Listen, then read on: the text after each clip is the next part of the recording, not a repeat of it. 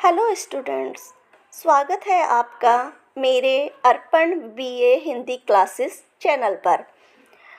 इस वीडियो के अंतर्गत मैंने आपसे सेमेस्टर हिंदी काव्य पर का ये 2024 में संभावित क्वेश्चन पेपर बनाया है, जो आपकी परीक्षा के लिए उपयोगी है। जहाँ तक उम्मीद है कि इससे कुछ क्वेश्चन आप लोगों के पेपर में आ सकते हैं। तो इस क्वेश्चन पेपर में आप लोगों को पता है कि 3 खंडों में ये पेपर आता है। पहला अति लघु, दूसरा लघु, तीसरा विस्तृत। तो अति लघु में 5 क्वेश्चन आते हैं, वो पाँचों ही आप लोगों को करने पड़ते हैं और इसमें 75 शब्दों में ये क्वेश्चन लिखना होता है और ये आपका 3 घंटे का पेपर होता है और 75 अंक का होता है। इसमें पहला क्वेश्चन है, अष्टछाप के 2 कवियों के नाम बताइए। तो इसमें अष्टछाप के 2 कवि के नाम आप बता सकते हैं, सूरदास, कुंभनदास। अष्टछाप की स्थापना गोस्वामी विट्ठलनाथ ने 1556 ईस्वी में की थी और इन्होंने 4 अपने शिष्य और 4 वल्लभाचार्य के शिष्यों को लेकर अष्टछाप की स्थापना की थी। इसमें 8 कवियों का समूह है।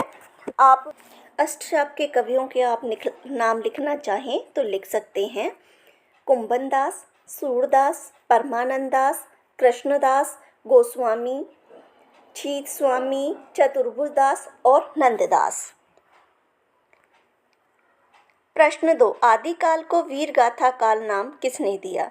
तो ये नाम आचार्य रामचंद्र शुक्ल ने दिया था, वीर गाथा काल, और आदिकाल हजारी प्रसाद द्विवेदी ने कहा है इसे। प्रश्न 3, रीतिकाल की प्रमुख विशेषताएं लिखिए। तो रीतिकाल की जो प्रमुख विशेषताएं हैं उसमें आप लिख सकते हैं कि इस काल में श्रृंगार रस की प्रधानता थी और इस रीतिकाल के काव्य की जो रचना थी वो ब्रजभाषा थी और इसमें नीति और सुक्तिपरक ग्रंथ काव्य भी लिखे गए हैं। और अगली विशेषता आप लिखना चाहें तो इसमें लिख सकते हैं कि लक्षण जो ग्रंथ है उनकी रचना हुई है इसमें।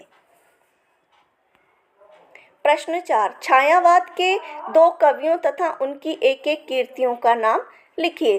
तो आप इसमें छायावाद की जो कवि हैं उनके बारे में लिख सकते हैं, जैसे महादेवी वर्मा, जयशंकर प्रसाद, ये 2 नाम लिख सकते हैं। और इसमें अगला सूर्यकांत त्रिपाठी निराला और सुमित्रानंदन पंत।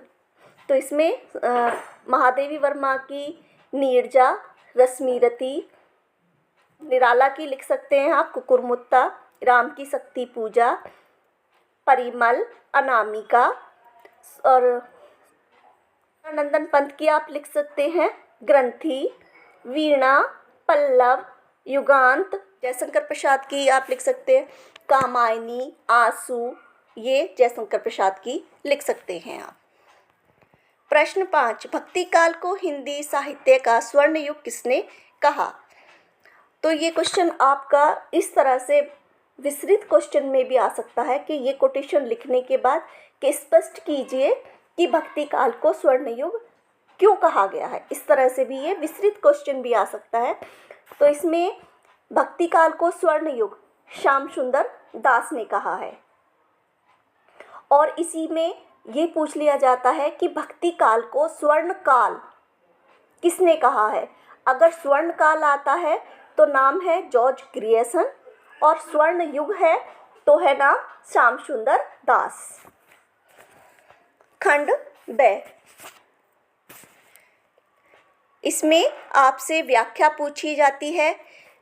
आदिकाल और आधुनिक काल दोनों खंडों से किसी की भी व्याख्या आपसे पूछी जा सकती है। आदिकाल में अमीर खुसरो, कबीर, सूरदास, जायसी, और आधुनिक काल में है आपका जयशंकर प्रसाद, महादेवी वर्मा, सूर्यकांत त्रिपाठी, निराला, सुमित्रानंदन पंत, अज्ञेय, नागा अर्जुन। इनमें ये प्रमुख हैं जिनमें से किसी की भी आपको वो कविता दे दी जाएगी, रचना दे दी जाएगी, उसमें से उसकी व्याख्या करनी होती है। तो इसमें मैंने जो मुझे इस पेपर के अंतर्गत मुझे जो इम्पोर्टेंट लगे वो मैंने व्याख्या ली है।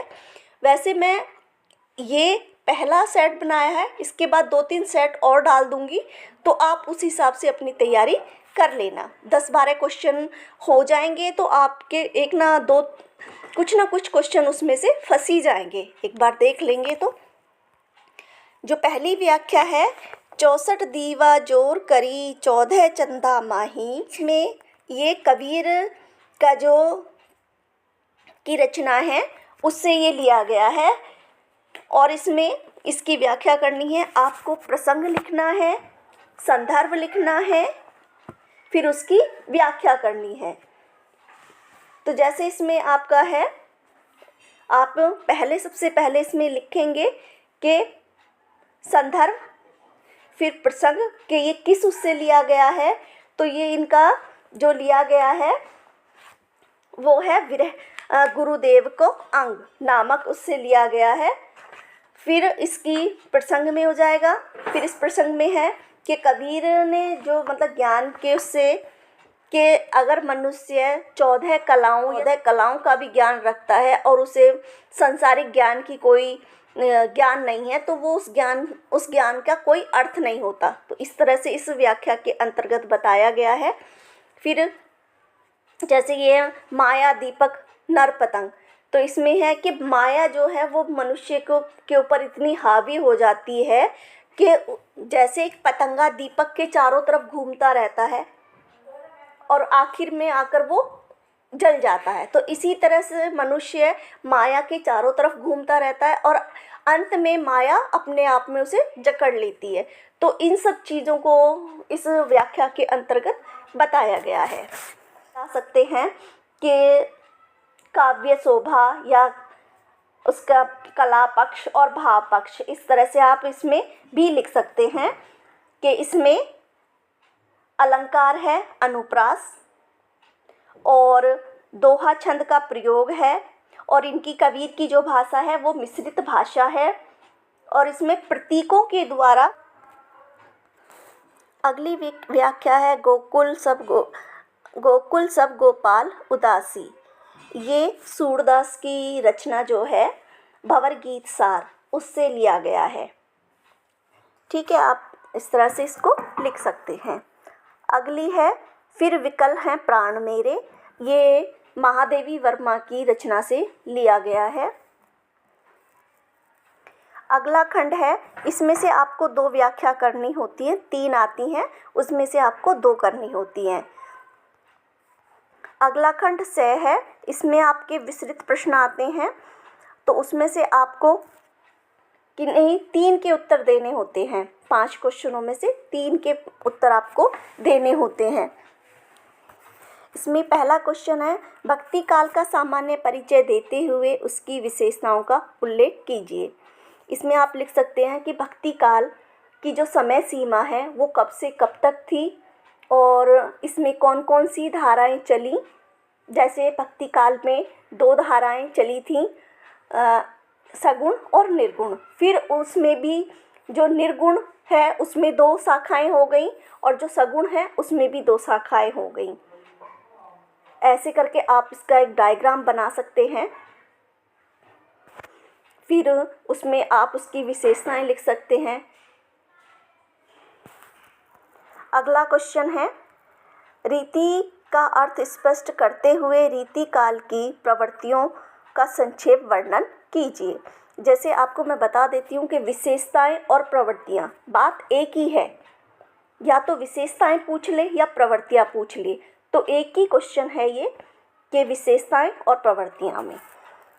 अगला क्वेश्चन है, सुमित्रा नंदन पंत की भाव पक्ष एवं कला पक्ष संबंधित काव्य की समीक्षा कीजिए।